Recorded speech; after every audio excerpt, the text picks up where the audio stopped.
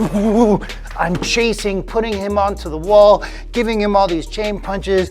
Again, using my dummy form if I need to. That's a perfect scenario. But what if his feet are in the way? What if there's another attacker?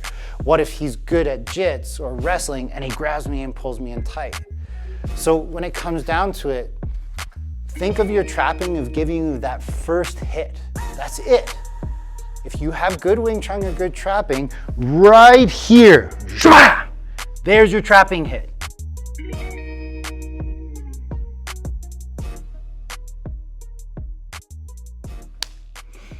I get a lot of questions from my students, Sifu, why isn't my trapping working? They're like, I can usually get the first hit, but then I can't do anything else after that.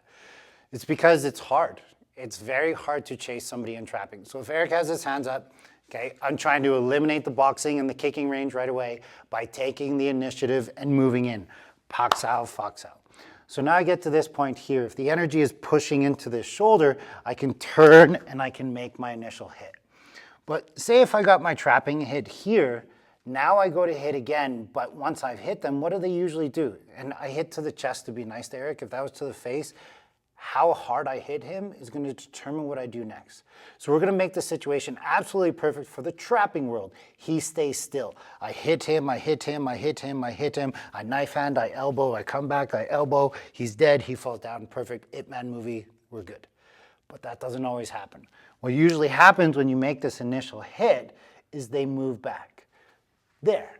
So now notice what has happened is I would never do this in Wing Chun, where my arm left my good Silam Tao state and now is rotating. Wait a second, now we're boxing.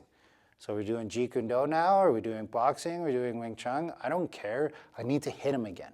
So once this hand is extending away, right there it's like throw across, throw across, throw across before it's too late. It could be anything from the rear hand, whatever you so choose. But now notice how my stance is set up to be able to smash him with that. But what if he moves away even further? Well, now I can't punch, so I have to kick. So with that being said, it comes again from that side. It's never going to be a guarantee. The hard part is with great Wing Chun, as if his hands are up, I come in, I'm here, I'm chasing, putting him onto the wall, giving him all these chain punches. Again, using my dummy form if I need to. That's a perfect scenario.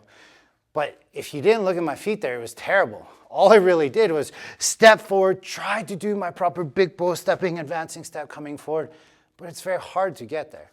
All I really did was I just kind of just bowled over him, just hitting hard and fast. But what if his feet are in the way? What if there's another attacker? What if he's good at jits or wrestling and he grabs me and pulls me in tight? So when it comes down to it, think of your trapping of giving you that first hit. That's it. If you have good Wing Chun or good trapping, right here, there's your trapping hit. Now think about what's going to happen after. You cannot determine what's going to happen all the time. If you're fast, you might hit once here and once here. But now what happens? What range is he at? Now he's at my hook range, so now I'm using my boxing. Now he's still there, but he falls on my hook maybe.